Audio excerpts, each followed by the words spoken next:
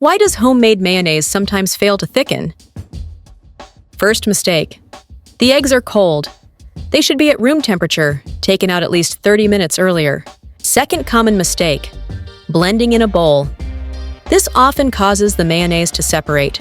Now, I'll show you the exact method that makes mayonnaise turn out perfect every time.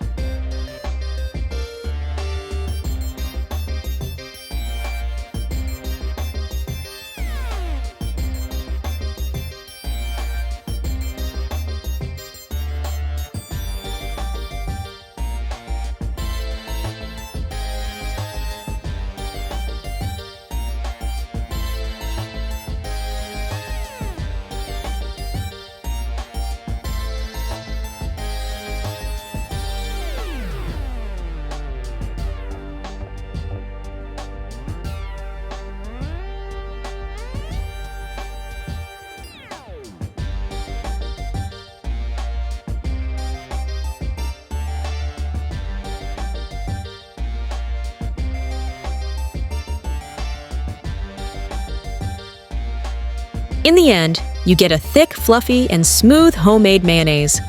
Thank you for watching this video.